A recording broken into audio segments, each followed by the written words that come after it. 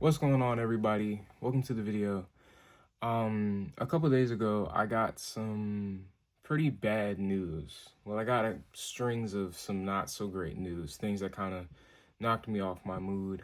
Um, I woke up that day feeling good. I went through my morning routine and everything, and then I got a phone call around 9:30, and it was from Michigan. And over the past 3 weeks, I've been interviewing with Whirlpool for a mechanical engineering internship. I was like very excited about it. My first interview, I feel like didn't go all that well, but my second interview, I felt like I just killed it, blew it out the water. It was like, there's no way that I'm not gonna get this internship. Like, I was just too tough like that. Um, and then they called me, and I was thinking, okay, like this is good. I'm about to get an offer, and they called me to say that they were moving forward with another candidate. Um, I've interviewed. I think I'm 0 for 3, 0 for 3 on interviews that I felt that I did very very well in. And who knows how many applications I filled out that I haven't even interviewed from. So that kind of took some air out of the day. I was kind of disappointed in that because I had put a lot of hope in it. I did the second round interview with when I was in South Carolina with my dad's side of the family, so everybody knew about it. Like everybody was like, "Oh, like hyping me up and everything." Um, and that was really a letdown. On top of that, one of my cousins went to the hospital for eating some like undercooked meat. Just wanted to make sure that he was okay and everything. And then turns out that there were problems. There were like other problems that he was experiencing that they were finding. And he's now, in the hospital for about 4 days, undergoing dialysis. I found that out the same day. Um, I had no idea that it was going to be that severe. Um, and that also just took a lot of air out of the day. And the last thing, this is well, it's not smaller. It still hurt. I've been wanting to do like a little like business kind of thing while I'm here at home and trying to make a little bit of extra like money because I hate being poor. Trying to work on my financial wellness. And I'm getting a lot of resistance from my parents so that I can't do it in the way that I think would maximize like my return on investment.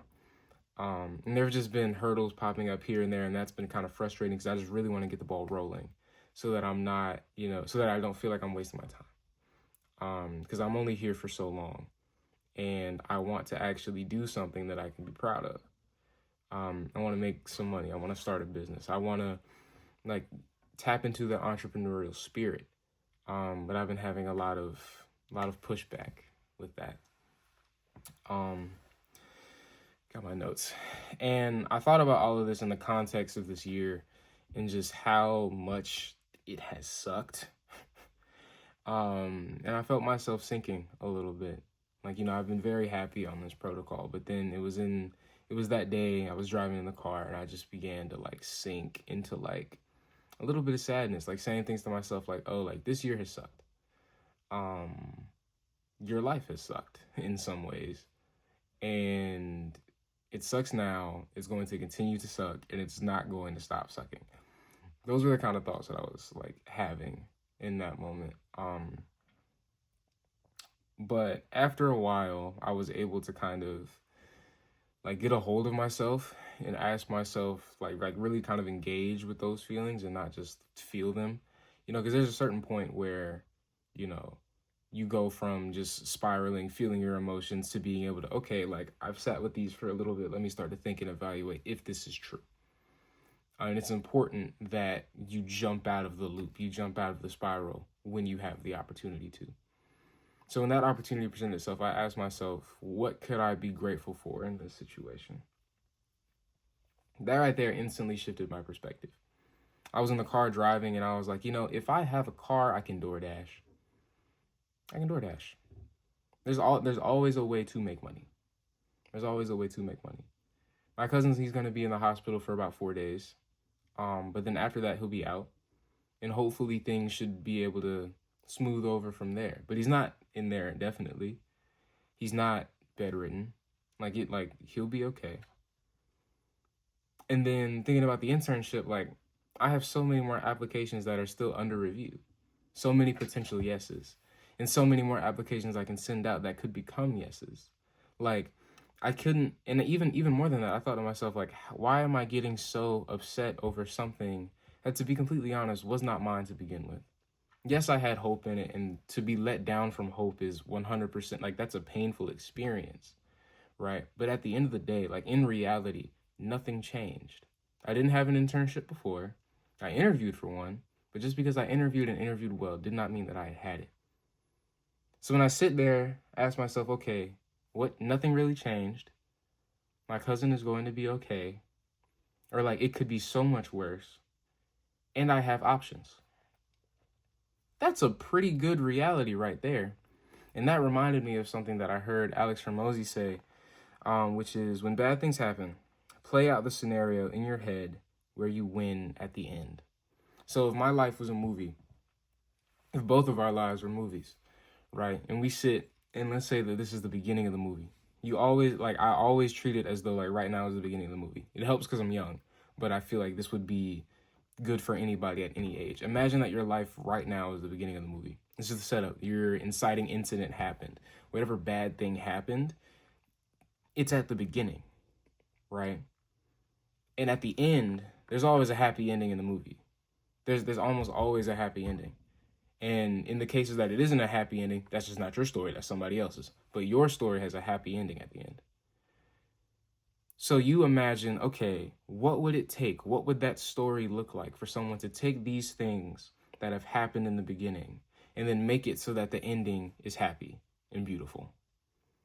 And when you chart that course based off the things that you want to do, based off the goals that you have, you try to live it out. So I sat and I was like hyping myself up, talking to the car. Like, people will ask me like how I became so successful one day. And I said that the reason why I would become successful is because I was able to find the gratitude in the moments where at first I thought there was nothing to be grateful for. And that's a big one. Because already I'm thinking, okay, I am going to be successful. I'm going to be so successful that people ask me how I am this successful. Like, it shouldn't make sense. And that's how I want it to be. But I also want to be able to explain it and not think that it's luck, not think that it's a gift, right? I want to look at God and I want to look at the work that I put in. That's how I want it to be. And part of the work that I put in is gratitude. That's what I want to be able to say. Today, I was able to do it a couple of days ago, but that might not always be the case. That might not always be the case. Because there have been plenty of times this year where I didn't do that. But that's a skill that I want to develop. You know, I said to myself that people in the future will wonder how my family is so strong and healthy despite, you know, the situation of my upbringing. And I'll say it's because I clung to the things I could be grateful for and used that to will myself to what I wanted. Nothing can stop you. Nothing should be allowed to stop you. And I don't want anything to stop me. So I went through all of this in the car, and it really stuck out to me. So there were a few things that I wanted to say to you behind this camera, for when you feel like there's nothing to be grateful for when bad things happen. So number one, I've repeated it, but never lose sight of what there is to be grateful for. You know, even in the absolute worst of times, like there have been people that have been way worse off than me, specifically like in the Bible. And if they had nothing to be grateful for, if they were alive and God was still with them, they had something to be grateful for, something to be eternally grateful for, because God being with them was something that was that's something that gave them hope that the ending is going to be better than the right now. Now, for those of you that aren't religious, there's always something to be grateful for. If you have lost everything but your left shoe, be grateful that your left foot is not cold out on the pavement or in the grass or whatever it is that you are. If you have one person in your corner, be grateful for that one person. If you have nobody in your corner, be grateful that you are in your corner. And like I said in my last video, you can always be grateful for the fact that life is always changeable. You are not stuck in any position, regardless of how low it is. No matter how low of a situation you're in, no matter how low you feel, there's always hope to get out. There's always something that you can do. Something good can come from whatever position that you are in. And I firmly believe that. And that leads me to number 2. You have to delusionally believe that you will win at the end. No matter what. No matter what. I think it was like the CEO of McDonald's or some CEO said, one of the biggest determining factors of success is not, where you came from, how much work you put in. It's the people that delusionally believe in themselves. Like delusionally believe that they will be successful because they walk in with so much confidence to whatever the risk of a situation is. They walk into it with a whole lot of confidence. They walk into it with a whole lot of drive and a whole lot of purpose because they believe that at the end of the day, they will win. And that confidence, that drive, and that purpose helps you work harder, it helps you work smarter, and it helps you actually persevere throughout all the hardships. So you have to be delusional. If the beginning sucks and the end is beautiful, if you believe that the end will be beautiful, spiraling about the end, wondering this is worthless. It's not worth me putting in my effort because I know that it's going to end terribly. You can't have that kind of mindset. The mindset that you have to have is that the end is going to be beautiful and all I have to do is figure out the right now. And over enough time, if you continue to figure out the right now, those right nows are going to add up. If you make now beautiful, again and again and again and again, eventually you'll be at the end and the end will be beautiful as well. And the last thing that I want to say is be relentless. You can delusionally believe in yourself, but if you're not relentless in the work that you are willing to put in, if when you are tired, you quit, if when you feel down on yourself and that time comes where you can actually step out of that and you choose not to step out, or you don't jump out, you're not going to be able to make the ending beautiful. Or at least that's what I believe. I could be wrong. I'm just 20.